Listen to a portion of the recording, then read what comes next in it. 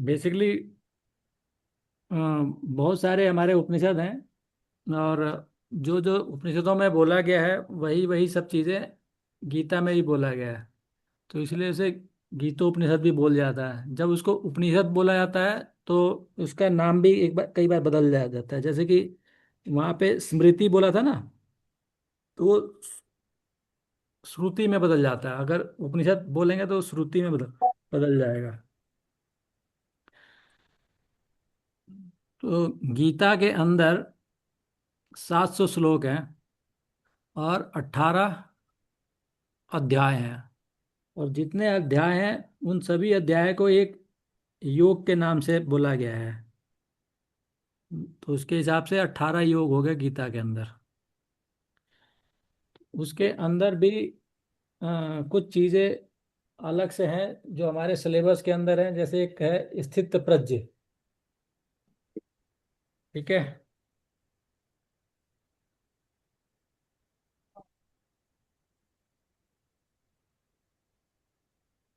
Sir, स्थित प्रज्ञ बोलेंगे या स्थित प्रज्ञा बोलेंगे? देखो ऐसा है कि नॉर्थ में नॉर्थ इंडिया में अ, ज्ञ ही बोला गया है।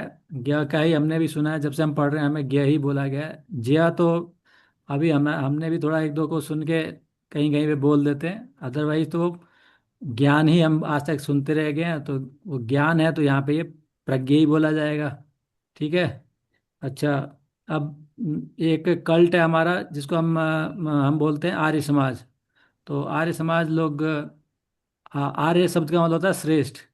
तो वो उनके पास ज्ञान की कुछ श्रेष्ठता है। तो वो उसको वो कुछ चीज़ों को वो अपने ढंग से बोलते हैं। तो उसमें वो ज्ञा को ज्या बोलते हैं। फिर उसके बाद हमारे हाफ पास्ट में यानी कि साउथ इंडिया में इसी ज्ञा को न्य बोला जाता है। न्य यानी कि वो ज्ञान को ज्ञान बोलते हैं। ज्ञान। Am I right Babita and Madhav Krishnan? No sir, नान बोलते। ज्ञान ज्ञान। ज्ञान। हाँ। नान। ज्ञान। हाँ ठीक है। ज्ञान। यस, आ की मात्रा मैं भूल गया। हाँ, तो ज्ञान बोलते हैं वहाँ पे।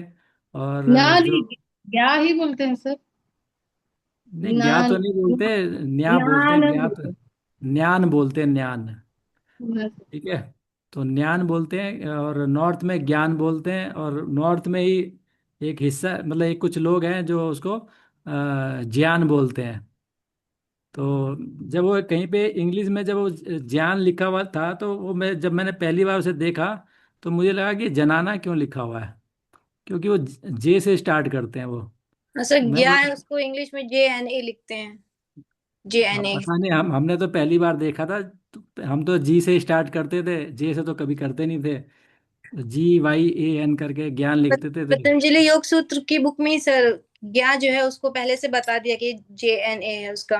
हाँ, तो वो उसका जब राइटर देखोगे ना आप, तो राइटर देख के आपको समझ में आएगा कि वो किस चीज़ से प्रभावित है। ठीक है। अगर आप इसी किताब को अ, अगर आप गीता प्रेस की देखोगे तो वहाँ पे जे से स्टार्ट नहीं होगा। ठीक है। तो वो इसीलिए मैंने कई बार आप लोगों को बोला कि ऐसे राइटर की हमेशा किताब पढ़नी है जो किसी किसी कल्ट से प्रभावित ना हो। अगर वो किसी कल्ट से प्रभावित होगा तो उस कल्ट की चीज़ें आप पे थोप देगा। ठीक है। तो इसलिए आप कंफ्यूज नहीं होना। पल्लवी, कितने साल बाद सुना ये कि ज्ञान और ज्ञान होता है? कितने दिन पहले सुना ये पहली बार? सर, मैंने पढ़ा हुआ है उसमें, योग सूत्रा में ही सर ये वाली बुक है। हाँ, तो ये उक्षेत्र साल के कितने दिनों बाद पढ़ा आपने? मतलब उम्र के किस हिस्से में आगे पढ़ा? सर 1 साल पहले। 1 साल पहले? उससे पहले तो ज्ञान ही बोलते थे ना। Yes sir. बस, तो यही मैं बोलना चाह रहा था तुम्हें। ठीक है। यस सर, यस तो- सर। हाँ। लेकिन संधि विच्छेद में हम लोग पढ़े थे इसको सर। संधि विच्छेद तो सही है आपकी।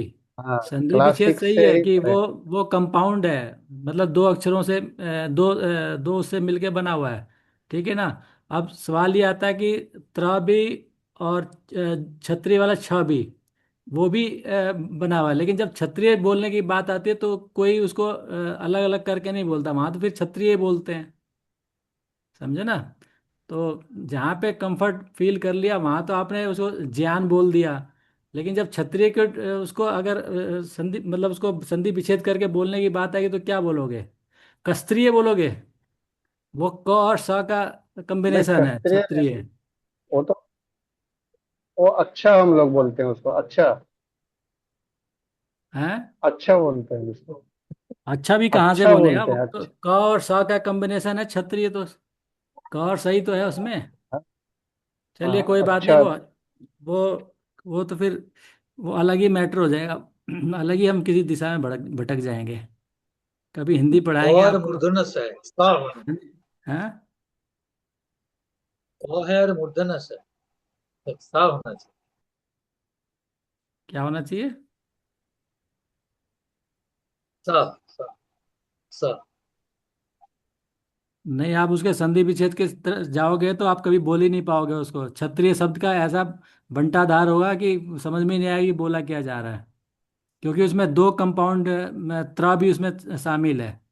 ठीक है? त्र का भी संधि विच्छेद करोगे तो अलग अलग लगेगा, उसका छ का भी करोगे तो भी तो उसका तो बंटाधार हो जाएगा, बोल ही नहीं पाओगे कभी।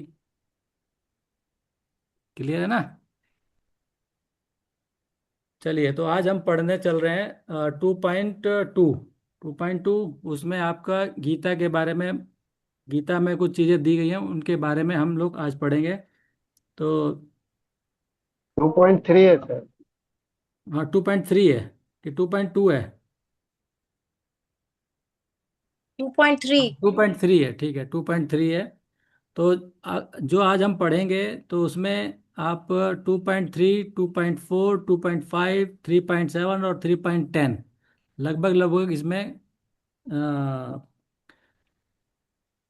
क्लियर हो जाएगा आपको कि इसमें क्या क्या हम पढ़ने जा रहे हैं। ठीक है ना? आप लिख लो 2.3, 2.4, 2.5, 3.7 और 3.10 आज हम इसमें शामिल कर लेंगे।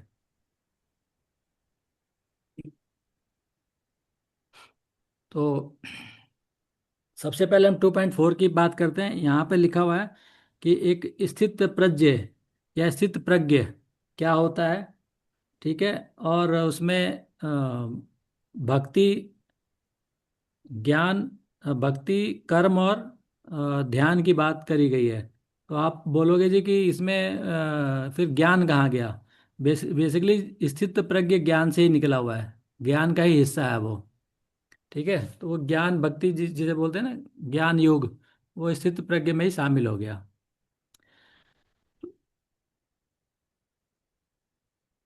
तो मैं आपको स्लाइड शेयर करता हूँ मैं, और उसमें हम समझेंगे कि हम कहना क्या चाह रहे हैं।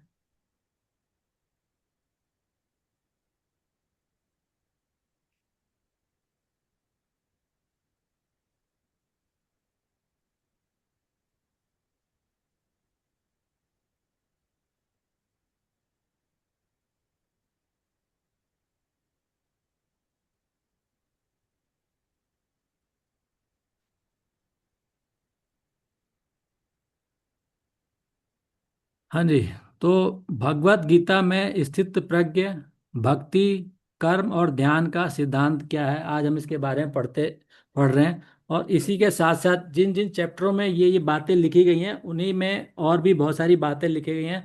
तो साथ के साथ हम उनको भी पढ़ते जाएंगे। तो जितने भी मैंने आपको बताया है, 2.4, 2.5, 3.7 और 3.10, वो इसी के साथ साथ क्लियर होता चला जाएगा।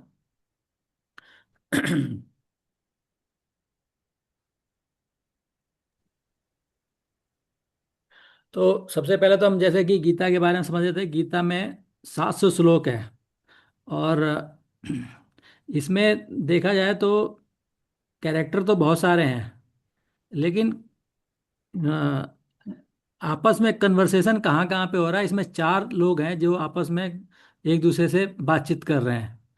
हालांकि बोला जाता है कि इसमें ईश्वर, इसमें कृष्ण और उनके बीच में बात चल रही है, अर्जुन के बीच में। लेकिन आप ध्यान से देखेंगे तो इसमें गीता में दो और नाम है जो कि कन्वर्सेशन में शामिल हैं।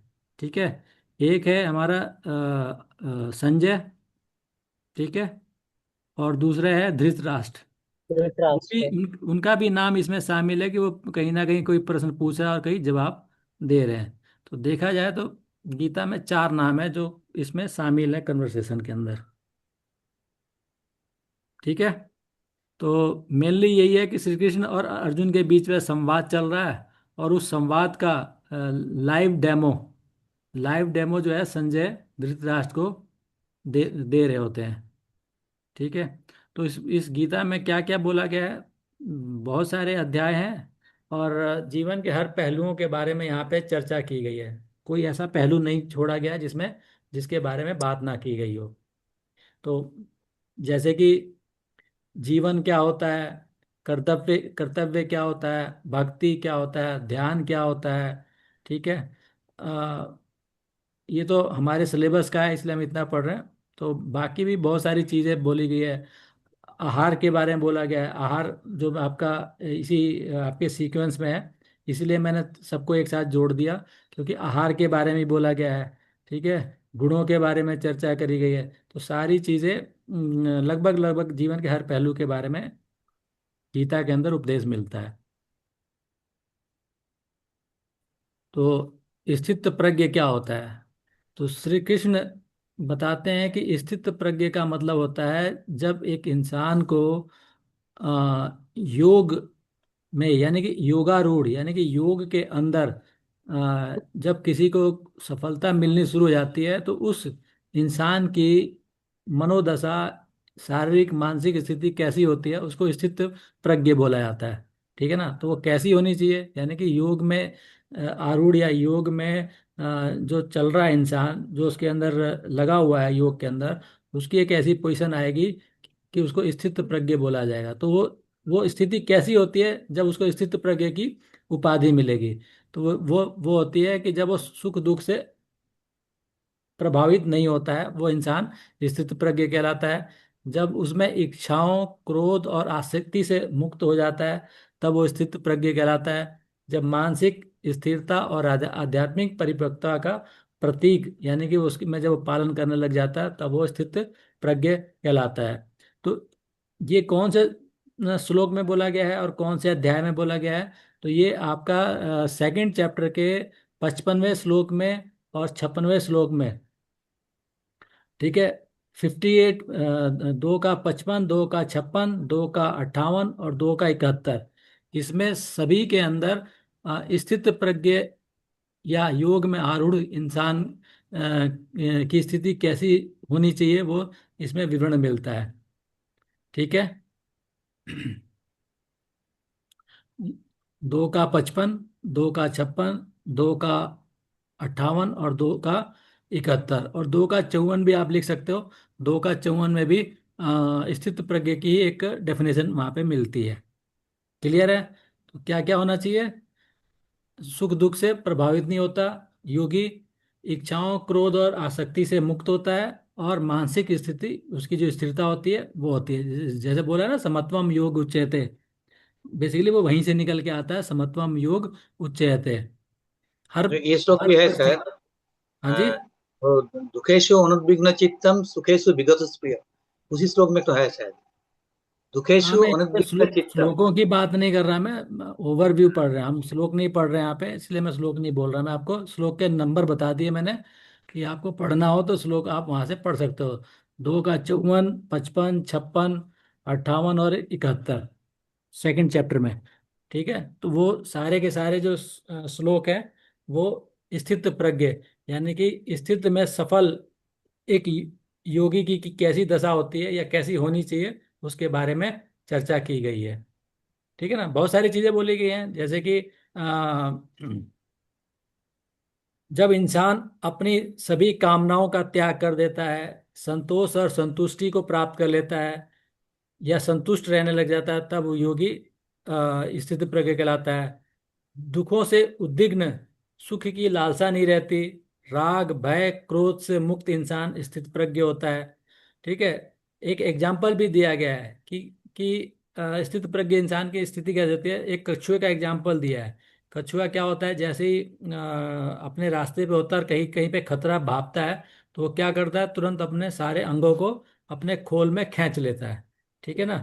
तो सेम वही चीज इंसान को समझाने की कोशिश करी गई है कि अपने इंद्रियों को कैसे वश में करना है। ठीक है ना। तो अपने इंद्रियों को वश में करने का मतलब है, आप कछुए से थोड़ा सा करके देखोगे तो वो समझ में नहीं आएगा। आप उसको ये ऐसे समझो कि वो जो उसके जो अंग है वो अंदर किससे किससे डर के करता है, अपने शत्रुओं से। ठीक है ना। अपने शत्रु से डर के अंदर कर लेता है। वैसे ही हमारे शत्रु क्या हैं, हमारे शत्रु हैं हमारी वासनाएं। ठीक है। हमारी इंद्रियों के जो विषय हैं वो हमारे शत्रु हैं। तो जैसे कि हम बोलते हैं प्रत्याहार करना, तो प्रत्याहार करने के लिए हम क्या बोलते हैं कि अपने चीजों को अपनी इंद्रियों को उन विषय वस्तुओं से हटाना। तो वही कंपेयर किया गया है कछुए से। जब आप अपनी इंद्रियों को उनकी विषयों से अलग करोगे तो वो कछुए की तरह ही कहलाएगा कि आपने अपनी इंद्रियों को अपने में समेट लिया। क्लियर है। तो सभी कामनाओं का त्याग कर ममता रहित होना चाहिए। ठीक है ना। ममता रहित, ममता सहित नहीं होना चाहिए, ममता रहित होना चाहिए। अहंकार, स्पृहा, ठीक है ना, अहंकार से लिप्त नहीं होना चाहिए। उसे ही स्थितप्रज्ञ मुनि या शांति प्राप्त कहते हैं। क्लियर है। नेक्स्ट बात करते हैं हम भक्ति योग की। तो भक्ति योग जो है, गीता योग, गीता में जो छठा चैप्टर है वो बेसिकली पूरा का पूरा भक्ति योग है। ठीक है। और ये सबसे छोटा चैप्टर है ये। छोटा, छोटा तो खैर नहीं है, ठीक है, बड़ा ही है। तो भक्ति योग के ऊपर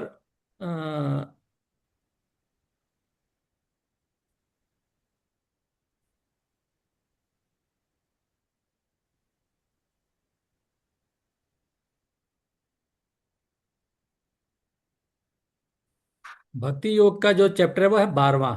ठीक है। और जो जो छठा चैप्टर है, छठा चैप्टर है वो आपका मिक्स है। उसके अंदर बहुत सारी चीजें बताई गई हैं, जैसे कि आहार के बारे में। जैसे आपने मिताहार जो शब्द हमने सुनते हैं या आगे आएगा पढ़ने के लिए, तो मिताहार शब्द का भी यहाँ पर जिक्र होता है कि एक योगी को किस प्रकार से खाना खाना चाहिए। युक्त खाना चाहिए। युक्त का मतलब कि जो उसके लिए युक्ति संगत हो वही खाना चाहिए। युक्ति संगत उसको सोना भी चाहिए, युक्ति संगत उसको जगना भी चाहिए, युक्ति युक्ति संगत उसको व्यायाम भी करना चाहिए। यानी कि हर काम मॉडरेट करना चाहिए। ये नहीं कि बिल्कुल कम करे, ये नहीं कि बहुत ज़्यादा करना चाहिए। यानी कि अगर आपको सोने का मौका मिले तो ना तो आप कम सो, ना ही आप ज़्यादा सो। जैसे कोई कहता है कि जी मैं तो 3 घंटे ही सोता हूँ, तो वो अगर जबरदस्ती 3 घंटे सोता है, यानी कि उठ जाता है, जबरदस्ती उठ जाता है, तो उसके लिए सही नहीं है। ठीक है। तो इसलिए युक्तिपूर्ण आपको सोना है और युक्तिपूर्ण ही जागना है। तो इसमें युक्त आहार विहार से युक्त से चेष्टा, ये करके एक श्लोक मिलेगा, छठे का 17वां। ठीक है। छठे चैप्टर में 17वां श्लोक है जो युक्त आहार विहार से युक्त युक्त से चेष्टा से करके बहुत इंपॉर्टेंट सूत्र है, सॉरी श्लोक है। उसको आप लोग याद कर लीजिए, बहुत काम का वो है। तो हम बात कर रहे थे अभी भक्ति की। तो भक्ति का जैसे कि हमने अपने 1.456 में वहां पर ही भक्ति योग कर्म योग के बारे में बात करी थी। तो सेम चीज यहाँ पर भी है, गीता में भी वही सब चीजें निकल के आती हैं कि भक्ति क्या है। भक्ति है ईश्वर के प्रति प्रेम और समर्पण। मोक्ष प्राप्ति का सबसे सरल मार्ग मैंने आपको बताया था। ठीक है ना। सबसे भक्ति। सरल मार्ग क्या है, भक्ति है। भक्ति। यहाँ पे कोई ज्ञान की जरूरत नहीं होती है। यहाँ पे सिर्फ एक समर्पण होता है कि भाई जो करेगा ईश्वर करेगा और मेरा भला ही हो जाएगा। ठीक है। इसी भाव से जब इंसान आगे बढ़ता है तो उसका वाकई में भला हो ही जाता है। उसका बुरा भी हो रहा होता है तब भी उसको यही लगता है कि मेरा भला हो रहा है। बट वो इसकी यही जो उसके अंदर की जो मेंटलिटी मेंटलिटी होती है वो उसको मतलब मोक्ष के द्वार तक लेके जाती है। श्रद्धा, विनम्रता और निस्वार्थ प्रेम पर बल। ठीक है। नेक्स्ट है कर्म। तो कर्म का क्या मतलब है, भगवान श्री कृष्ण ने कहा है कि भाई आपका कर्म है, यानी कि आपका जो कर्म है उसको तो आपका पालन करना ही पड़ेगा, उससे आप पीछे नहीं हट सकते। उन्होंने अर्जुन को बार बार बोला कि अगर तू अपना कर्म नहीं करेगा तो तू नपुंसक कहलाएगा। देखो कितनी कितने एक शब्द का इस्तेमाल किया अर्जुन के लिए कि तुझे नपुंसक का लोग तुझे नपुंसक बोलेंगे। अब वो एक शब्द आता है कि जमाना क्या कहेगा, आता है ना, जमाना क्या कहेगा। तो गीता में है बताया कि जमाना क्या बोलेगा। तो ये जो डर है इंसान के अंदर कि जमाना क्या कहेगा, गीता के अंदर मेंशन्ड है कि जमाना कुछ ना कुछ तो बोलता ही है। तो श्री कृष्ण ने भी बोला है अर्जुन को कि अगर तूने अपने कर्तव्यों का पालन नहीं किया तो तुझे नपुंसक बोला जाएगा। तो कर्म योग यानी कि कर्मों में कुशलता, योगा कर्मसु कौशलम, कार्य को पूजा की तरह मान के करना, निस्वार्थ करना, निष्काम करना, निस्वार्थ करना, ये कर्म या कर्म योग का कंसेप्ट है ये। यानी कि अगर उसमें कोई कामना नहीं रखनी है तो वही आपका कर्म सफल होता है। नेक्स्ट है ध्यान।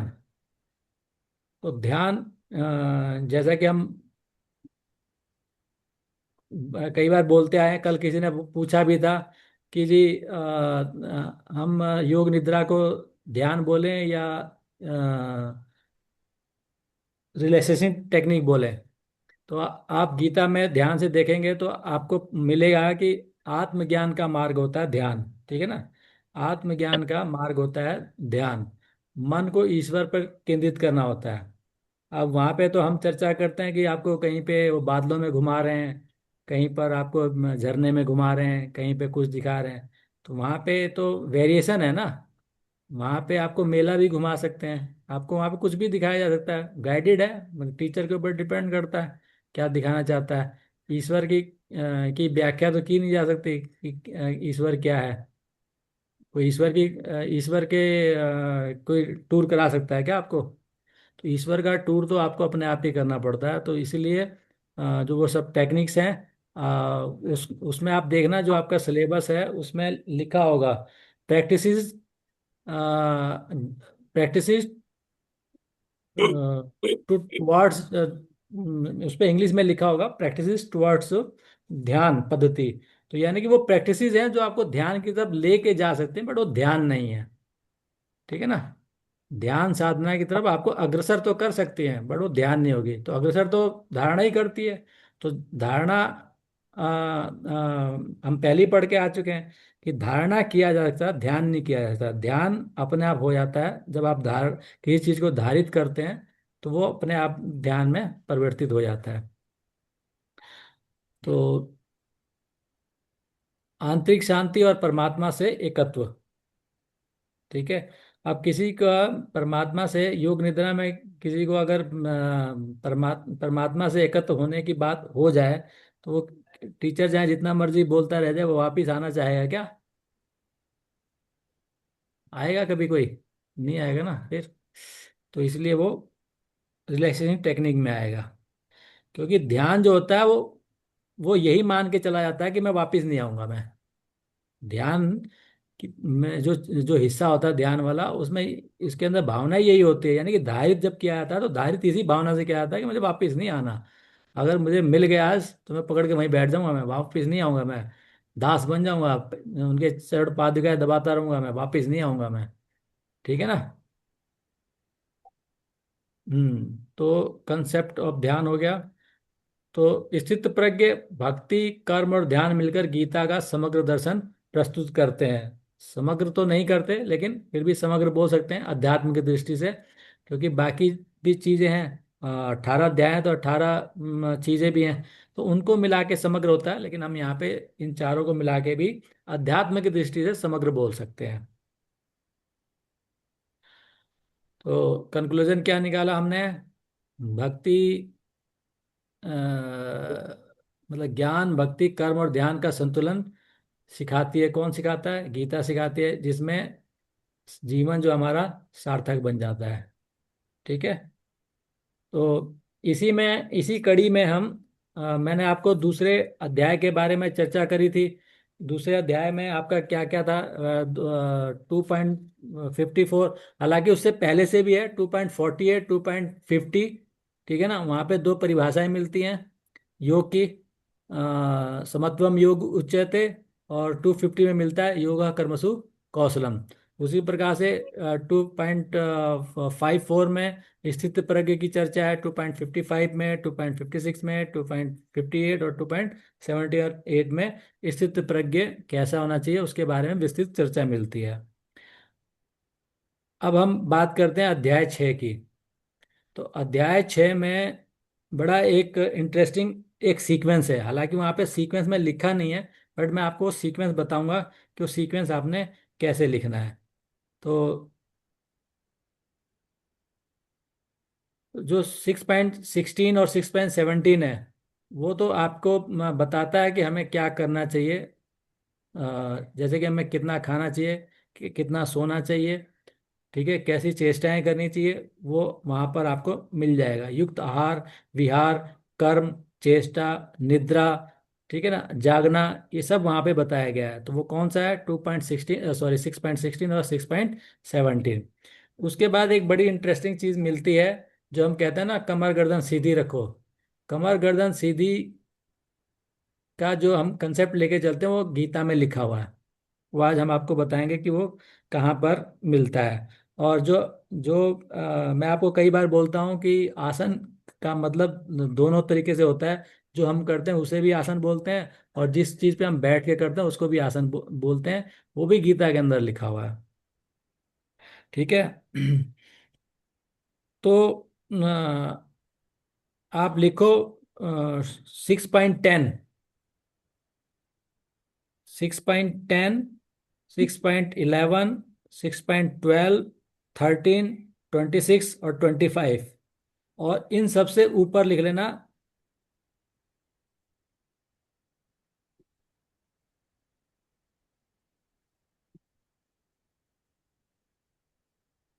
जो मैंने सबसे ऊपर जो सर फिर बताया था से ना बोलिए आपको, ना। 6.10, 11, 12, 13, 26 और 25,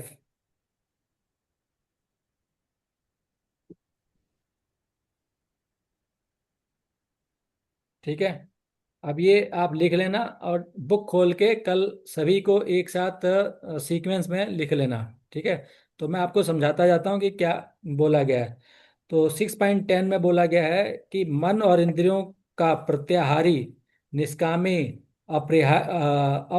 अपरिग्रही, जनसंग प्रत्यागी एकांत स्थान में परमात्मा का निरंतर ध्यान करना चाहिए। ये आपका लिखा गया है 6.10 में। तो इसका मतलब क्या हो गया कि जो हमारे हठ्यों की किताबें में जो बोला गया है कि किस स्थान पे और कैसे स्थान पे करना चाहिए, वो सेम चीज गीता में भी मिलती है, ठीक है। कि कैसा स्थान होना चाहिए, और उसके बाद किस प्रकार से अपने आप को इस आसनों के लिए कैसे तैयार करना चाहिए। क्लियर है? फिर स्थान कैसा होना चाहिए? शुद्ध स्थान होना चाहिए, शुद्ध, ठीक है, ना ऊंचा हो ना नीचा हो। उस पर आरामदायक बिछौना बिछाकर योग करना चाहिए। वो आपके 6.12 में लिखा हुआ है। फिर नेक्स्ट है 6.3 में लिखा हुआ है, जो हम कमर गर्दन सीधी बोलते हैं, वो कहाँ लिखा हुआ है? 6.13 में लिखा हुआ है, शरीर, सिर और गले को स्थिर और सीधा रखकर नासिका के अग्रभाग पर दृष्टि स्थिर रखें, ठीक है। और उसके बाद 6.26 में क्या लिखा हुआ है? चंचल मन को बाहरी विषयों से हटाकर परमात्मा में ही लगाने का प्रयास करें। ये आपका 6.26 में लिखा हुआ है। और 25 में क्या लिखा हुआ है? जैसे जैसे व्यक्ति ध्यान में उतरता जाता है उसकी अवस्था दीपक के उस लौ के समान हो जाती है, जो हवा के झोंके से पूरी तरह वंचित रहता है। ये देखो कितनी अच्छा एक एग्जाम्पल दिया गया है। जैसे एक एग्जाम्पल पीछे दिया था कछुए का 2.58 में, वैसे ही एक एग्जाम्पल यहाँ मिलता है कि जब एक इंसान योग में पारंगत हो जाता है या योगमय हो जाता है, तो उसकी स्थिति कैसी होती है? उसकी स्थिति होती है जब एक दिया ऐसी जगह पर रखा हो जहाँ पे हवा से उसका वास्ता ना पड़ रहा हो, और उसकी जो लौ होती है, कभी बिल्कुल शांत लौ को कभी देखना, वो आपको बड़ा आनंदित करती है। जो हम त्राटक करते हैं उसी लौ पे करते हैं, जो लौ हिलती नहीं है, ठीक है। तो उस लॉ में आप देखोगे तो आपको बहुत अद्भुत चीजें देखने को मिलेंगे। आपको कलर मिलेगा, कलर्स की लेयर मिलेंगी, टिमटिमाहट मिलेगी, मतलब अद्भुत चीजें मिलती हैं। हम लोगों के पास आजकल समय है नहीं कि ऐसी चीजों को एक्सपेरिमेंट करें। और ना ही आजकल हम लोग दिए जलाते हैं। आजकल हम बल्ब जलाते हैं, बल्ब में वो सब चीज़ें नहीं दिखाई देती हैं। ठीक है। लेकिन लौ जो दिया होता है, दिए की लौ देखोगे तो आपको बहुत अद्भुत चीजें देखने को वहां पे मिलती हैं। वहां पे कलर्स दिखाई देंगे, वहां पे लेयर्स दिखाई देंगी, वहां पे टिमटिमाहट नजर आएगी। बहुत अद्भुत चीजें मिलती हैं। तो इसलिए जो ध्यान की पद्धति जिसको हम बोलते हैं, वहां पे ज्योति ध्यान की बात करी गई है। तो ज्योति ध्यान का मतलब यही होता है कि किसी ज्योति पर, जो स्थिर ज्योति हो, वहां पर ध्यान आपको लगाना चाहिए। बेसिकली वो ध्यान नहीं, धारणा से ही चालू होगा। ठीक है ना। लेकिन वो ज्योति होगा और उसके बाद वो ध्यान की तरफ बढ़ता चला जाएगा। तो इस तरीके से आपका जो 6 पॉइंट, जो 6 चैप्टर है वो भी इम्पोर्टेंट है। और जो आपका 12वां जो अध्याय है, 12वां अध्याय सबसे छोटा है। उसमें मात्र 20 श्लोक है। और उसको आप पढ़ सकते हैं कि उसमें भक्ति योग के बारे में क्या चर्चा करी गई है। आप आपके अपने नॉलेज के लिए सबसे छोटा चैप्टर होता है वो गीता में। आप उसे आराम से पढ़िए और देखिए भक्ति योग के बारे में क्या लिखा हुआ है। कई जो बाबा लोग हैं जो टीवी पे नजर आते हैं, वो मात्र उन्हीं 20 जो श्लोक है, उन्होंने उनको रट लिया है। और उन्हीं 20 श्लोकों से उनकी दुकानदारी बढ़िया चल रही है। मैं सोच रहा हूँ मैं भी उन्हीं 20 को याद कर लूँ और एक प्रवचन देना शुरू कर देता हूँ। तो मेरी भी दुकानदारी चली जाएगी। और हमारे एक क्लास मॉनिटर हैं, उनको हम ड्यूटी पे लगा देंगे। तो 2-4 कस्टमर ले ही आएंगे हमारे लिए भी, है ना। तो हमारी हाँ भी सर। दुकान चल पड़ेगी। बाबा आनंद की जय हो। चलिए धन्यवाद। और अभी तो ये कौन सा चैप्टर आपने रीड करने के लिए बोला? नेटवर्क चला गया था, बा- सुनाई नहीं दिया मुझे। 12वां chapter. Okay sir, thank you.